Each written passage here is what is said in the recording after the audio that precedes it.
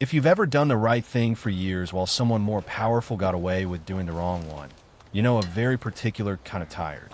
Not the tired that sleep fixes. The tired of waiting for fairness to show up on its own schedule.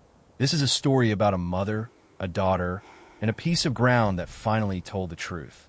Here's where it begins. By the third week, without rain worth mentioning, the cattle stopped waiting at the trough. They stood back in the shade instead, heads low, as if they'd already stopped hoping the water would come. Dessa Kirkwood stood at the edge of her dry irrigation ditch that morning, watching dust lift off cracked earth where a shared creek used to run steady, even in a dry summer. The man who controlled the valve upstream had made himself very clear the evening before. Sell Kirkwood Hollow, or watch it go thirsty until she had no choice left at all.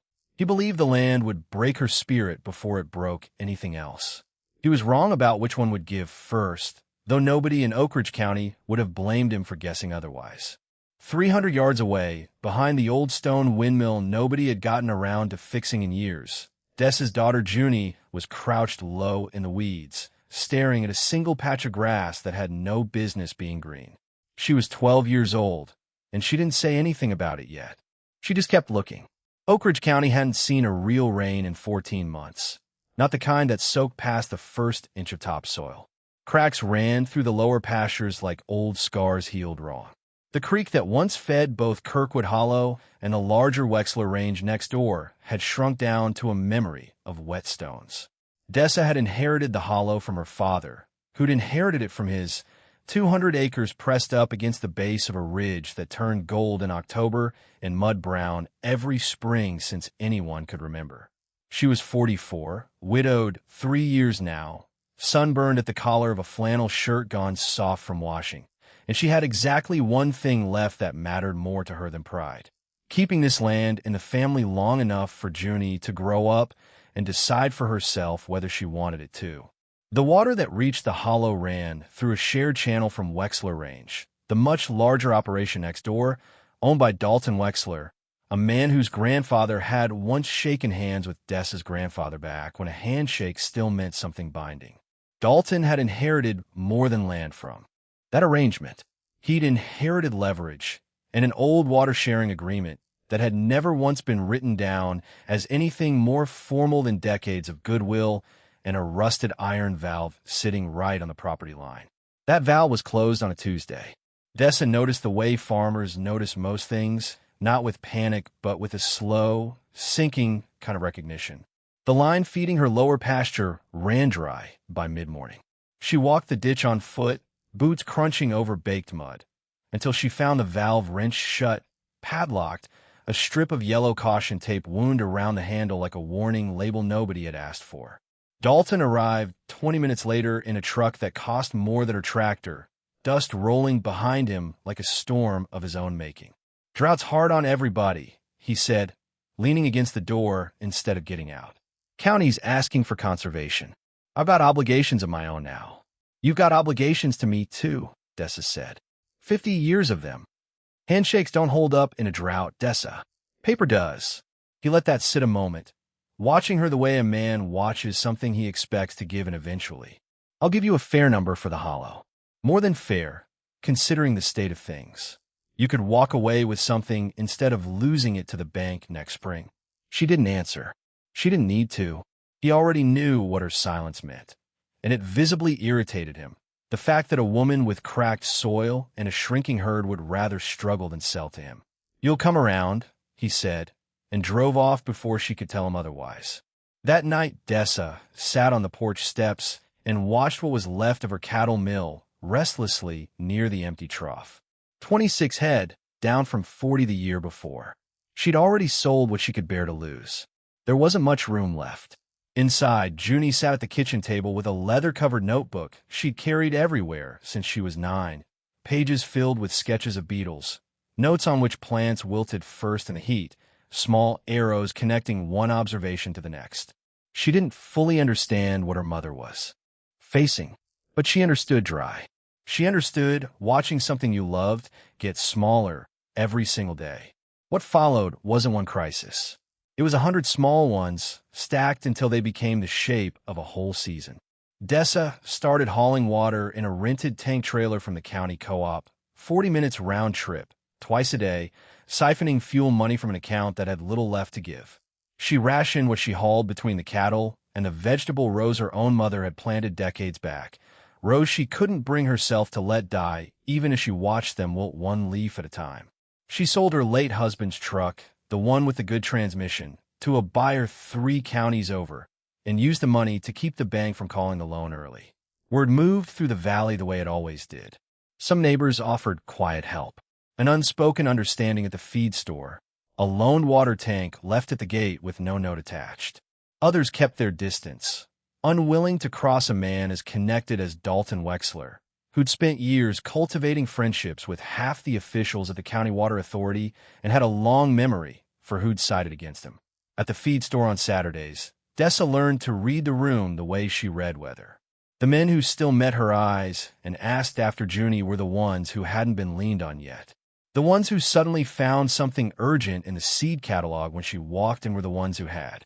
Nobody said Dalton's name out loud in that building anymore. It didn't need saying. She'd load her truck bed with what little she could afford, wave to whoever waved back, and drive home along the ridge road with the windows down, letting the dry wind take the sting out of it before she got to the porch, where Junie would be waiting with the day's notebook entries to report like a small, serious foreman giving an account of the property. Dalton's offers kept coming, each one lower than the last, each one delivered with the same patient, unbothered tone of a man who believed time was entirely on his side. 80,000, he said the second time, standing at her fence line instead of driving up to the house. Before the drop next month. You're negotiating against a drought you caused, Dessa said. I'm negotiating with reality, he said. Reality doesn't care whose fault it is. She went to bed most nights doing math that never balanced. She woke most mornings before sunrise, walking the fence lines out of habit more than hope, checking on animals that had less water in them than she wanted to admit. It was on one of those early walks that she first noticed something strange. Not water, not yet. Just behavior. The cattle kept drifting toward the northeast corner of the lower pasture, near the old stone windmill her grandfather had built and never quite finished repairing. They'd linger there longer than anywhere else on the property, heads low, some pawing gently at the dirt. Dessa noticed it. She didn't understand it. She had 100 more urgent things pulling at her attention that week, and she filed it away as one more small mystery in a season already full of them. Junie noticed it too, and Junie didn't let things go. She'd always been the kind of child who noticed what adults walked right past. She kept a running log of everything on the property that changed, which plants browned first, which insects vanished in the heat, which corner of the porch the dog preferred when the temperature climbed. Her teacher called it a scientific mind. Her mother called it a gift she didn't have time to fully appreciate that summer, though she loved her daughter fiercely for it anyway. 3 days after she first noticed the cattle gathering near the windmill, Junie went to look for herself. The grass there was different. Not lush. Nothing on a hollow was lush that summer, but noticeably less brittle than everywhere else. A dull green instead of the pale gold brown covering the rest of the pasture. She knelt and pressed her palm flat against the soil. It was cooler than it had any right to be under a sun that had been baking the ground for weeks straight. She found something else 2 days later. A cluster of moss clinging low to the base of the windmill's old stone foundation. Moss that could only survive with a small but steady source of moisture nearby. And, once in the early evening light, she thought she heard something beneath the ground near the stones. A faint, almost imagined trickle, gone the instant she held her breath to listen harder. She brought her mother out to see it. Dessa was skeptical. She'd buried too many hopeful theories that season already, a neighbor's rumor about county drought relief that never materialized, a well driller's estimate that came in triple what she could afford. There wasn't much room left in her for another disappointment. Probably just runoff from the old cistern, she said, though she crouched down anyway and touched the cool soil herself. Then why is it still cool 3 weeks after the last rain? Junie asked, and why do the cattle keep coming back here and nowhere else? Dessa didn't have an answer for that, and that, more than anything, was what convinced her to go get a shovel. If you've ever watched somebody you love carry a whole household on their back without once asking for credit, you already understand something about the kind of quiet Dessa carried that summer. There's a particular tiredness that comes not from hard work, but from hard work nobody sees. Farm people know it especially well, the ledger nobody keeps because it isn't written in dollars. What does it actually cost a person to be the one who never gets to fall apart in front of anyone? Dessa had been paying that cost for 3 years since her husband passed, and she'd gotten so used to carrying it alone that she'd nearly stopped noticing the weight of it. It took her own daughter, 12 years old and unafraid, to ask an obvious question out loud, to remind her that noticing something quietly and trusting someone with it are two very different kinds of strength. They started digging near the windmill's cracked foundation stone, where the moss grew thickest. The ground was hard-packed and stubborn for the first foot, resisting every strike of the shovel, dust rising in small clouds in the fading amber light. Dessa's arms ached. Junie knelt beside the growing hole, brushing soil aside with her bare hands, refusing to step back even as the light started to fade toward evening. The change came slowly. First, the soil turned from dry tan to a darker brown, damp enough to hold its shape when pressed. Then came the smell, that unmistakable scent of wet earth, foreign and startling after so many months of dust. Dessa stopped digging and simply knelt there, breathing it in like something she'd forgotten existed. Then a glisten, a single bead of moisture pooling at the base of an old buried stone that had clearly once been part of a forgotten structure, a capped spring box, weathered and half-collapsed, sealed shut by decades of neglect. Dessa pried at the stone with trembling hands, and Junie helped, and together they worked loose enough of the old seal that a thin trickle of water began to seep through, dark and cold, collecting in the shallow depression they'd carved. Neither of them spoke for a long moment. The only sound was water, actual, undeniable water, finding its way back into the dry world above for what might have been the first time in decades. "Mom," Junie finally whispered, "is this ours?" Dessa looked at the water pooling in her daughter's cupped hands, and for the first time in months, she let herself feel something close to hope. But even as relief washed over her, another thought settled in right beside it, quieter and far more uncertain. Could they even use it? And who else might have a claim to it? The next week felt like borrowed sunlight. Dessa hired a local well contractor named Wade Prosser to inspect the spring properly, and he confirmed what she'd hoped. It was a genuine underground spring, fed by a pocket of the aquifer running beneath the ridge, and by every sign he could measure, entirely separate from the shared channel Dalton controlled. With modest work, a proper casing, a pump, a holding tank, it could supply her household, her remaining herd, and a limited amount of irrigation. Not abundance, but enough to breathe. She and Junie spent an evening clearing brush around the old windmill together, laughing for the first time in what felt like a whole season, watching water fill a trough on their own land, under their own control for the first time since the valve had closed. Junie wrote, "We found IT across the top of a fresh notebook. Page in thick, triumphant letters, underlined twice." For a few days, Dessa let herself believe the worst was behind them. Then Wade's assistant, a woman named Trudy Yates, mentioned the discovery to her cousin, who happened to do landscaping work over at Wexler Range. Word moved the way it always did in that valley, quietly, quickly, and directly toward the one person Dessa least wanted to know. 3 days after the trough filled for the first time, Dalton's truck was back at her fence line. He wasn't smiling this time. He was calculating. "Your congratulations are in order," he said. "A spring. How lucky." "It's not luck," Dessa said. "It's my land." "Is it, though?" He tilted his head slightly. "That aquifer runs under both our properties. Dessa, you might want to have a lawyer look into exactly whose water that is before you get too comfortable." He drove off without waiting for a response, and Dessa stood there with a feeling she recognized immediately. The sinking certainty that nothing was actually settled at all. Dalton's argument arrived formally within the week, delivered by a lawyer in a gray suit who clearly didn't enjoy driving out to rural fence lines. The claim was layered and infuriatingly not entirely baseless. The aquifer feeding the spring extended beneath both properties. Without a permit specifically registered for new groundwater extraction, and without clear historical documentation proving the spring's origin point sat exclusively on Kirkwood land, Dalton argued the water fell under a shared resource designation, one that would require negotiation, permitting, and potentially his approval to use at any real scale. Dalton didn't stop at legal pressure.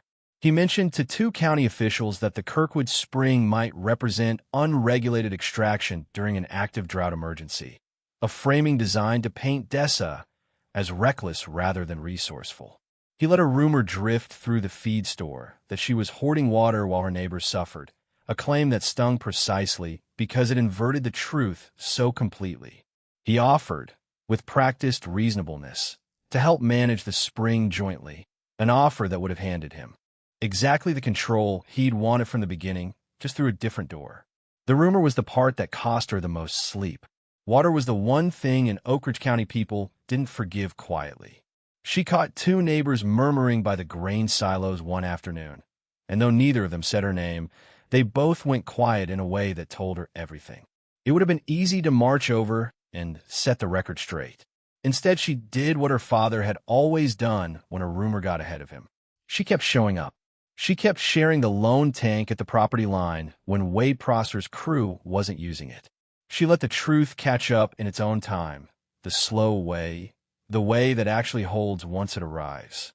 Dessa refused every version of it, but refusing came at a cost. A county inspector visited, polite but thorough, measuring flow rates and asking pointed questions about permits she didn't yet have. The uncertainty gnawed at her worse than the drought had. She had learned how to fight thirst. She didn't know how to fight paperwork built by somebody who understood it far better than she did.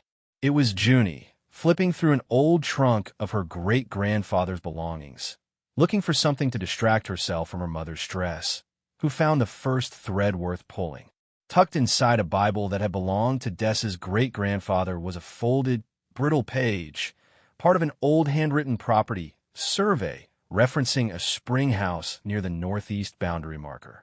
The rest of the survey was missing, the page cut off mid-sentence, right where it seemed about to describe exactly where that boundary marker stood. "There's more of this somewhere," Junie said, staring at the torn edge. "This isn't the whole thing." Dessa looked at the fragment for a long time.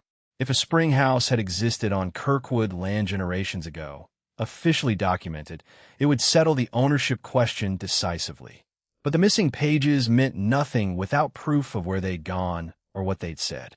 She drove into town the next morning and found her way to Marlene Osgood, the county's retired land surveyor, a woman in her 70s who'd spent 4 decades mapping property lines across the valley and still kept meticulous records long after her official retirement. Marlene remembered the Kirkwood name. She remembered the Wexler name, too, and something in her expression shifted when Dessa mentioned both together. "Let me pull some old files," she said. "I think I know what you're looking for." It took 2 visits and several hours sorting through boxes of yellow documents before Marlene found it. A full 1961 property survey commissioned by Dessa's great-grandfather, clearly marking a natural spring and an accompanying spring house structure well within the Kirkwood boundary line, the very structure Dessa and Junie had dug up beneath the old windmill. That was the first piece. The spring physically existed and had been documented decades earlier, entirely inside Kirkwood land. Digging further, Marlene produced hydrology notes from a 1997 county water assessment, showing the aquifer feeding that spring flowed in a contained pocket, distinct from the larger channel that fed the shared irrigation system Dalton controlled. That was the second piece.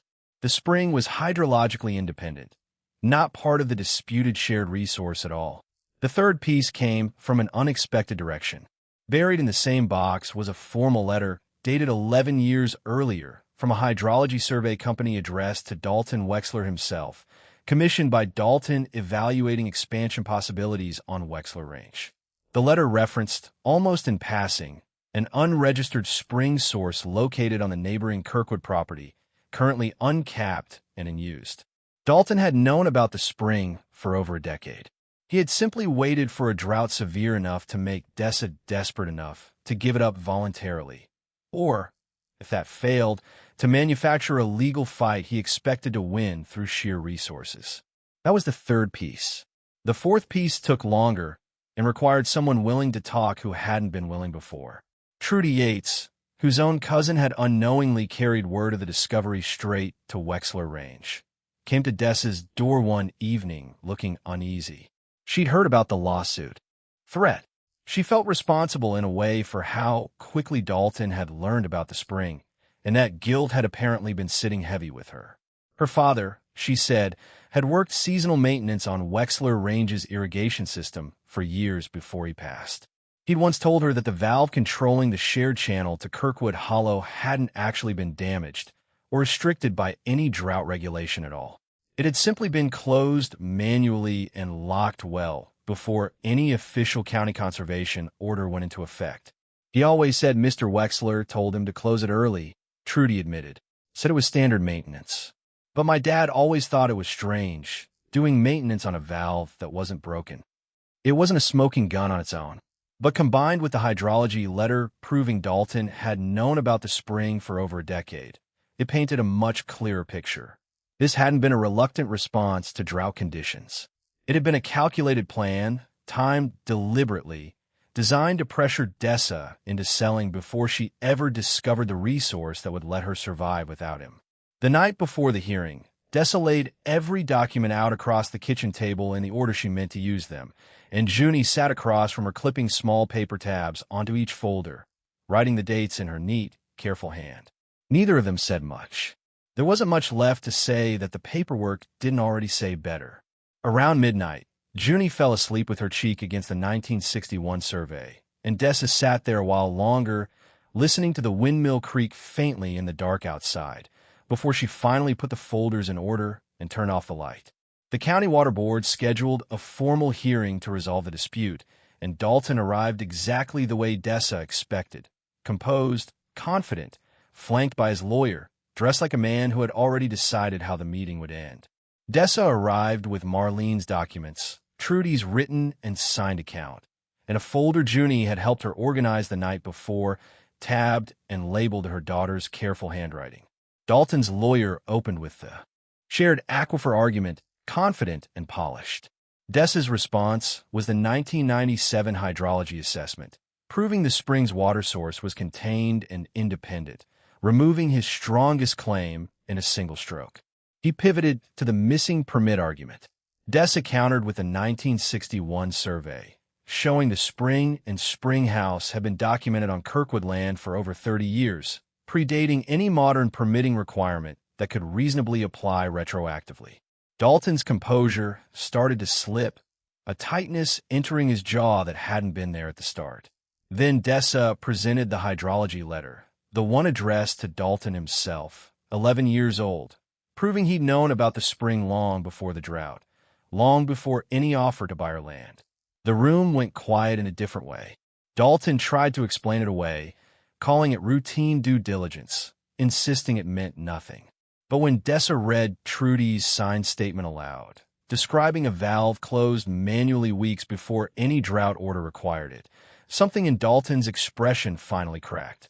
He stood up too fast, said something about the statement being second-hand and unreliable, and in doing so revealed more anger than a man confident in his own innocence typically shows. The board didn't need much more than that. The ruling came 2 weeks later. The spring and the aquifer feeding it were recognized as belonging fully to Kirkwood Hollow, protected under the historical 1961 survey. The board additionally found that the original shared channel valve had been closed without proper cause or county authorization, ordering Dalton to restore Dessa's access to that channel immediately, alongside a formal warning entered into county water rights records regarding the manipulation of a legally shared resource. It wasn't a fortune. Dessa didn't walk away wealthy, and she hadn't wanted to. What she walked away with mattered more than money. Water security for her land. A legal record clearing any doubt about her rights. And something she hadn't felt in over a year, the ability to plan more than 1 week ahead. The following summer, drought conditions worsened across the valley before. They finally eased. Wexler Range's main channel ran low again, stretched thin across Dalton's much larger operation. And for the first time in his life, Dalton Wexler found himself standing at a fence line asking for something instead of offering it. Dessa didn't gloat. She didn't need to. She set clear, fair terms, the same terms she offered every neighbor who came asking that season, built around actual need rather than leverage or history.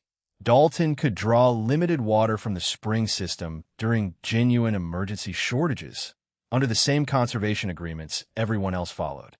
Nothing more and nothing less. It wasn't forgiveness exactly. It was something steadier than that. Proof that she had become exactly the kind of neighbor he had never managed to be. Marlene Osgood came out to the hollow that autumn, unofficially, just to see the spring house standing again with her own eyes after 4 decades of knowing it only as a line on an old survey. She stood at the fence a long while, hands in her cardigan pockets, and told Dessa that in all her years of pulling records for people, most of them were looking for money. It was rare, she said, to pull a file for somebody who was really only looking for the truth. Dessa didn't have a good answer for that. She just poured Marlene a cup of coffee and let the two of them sit on the porch steps until the light went orange over the ridge. Over the following year, Dessa used part of the spring's steady flow to install a modest drip irrigation system across her most vulnerable fields, cutting her water use nearly in half, while keeping her crops healthier than they'd been in years. She built a small shared reserve tank at the property line, available to any neighboring rancher during declared emergencies, funded in part by a county drought resilience grant she qualified for once her water rights were formally recognized. She started talking with other small ranchers in the valley about the quiet signs of groundwater worth watching for. Unusual patches of green, cooler soil, animals gathering in one place for no obvious reason. The same small clues her own daughter had noticed months before anyone else had. Thought to look. On a cool evening the following spring, Junie walked out to the old stone windmill, repaired now, its blades turning lazily above a spring house rebuilt from the original foundation stones.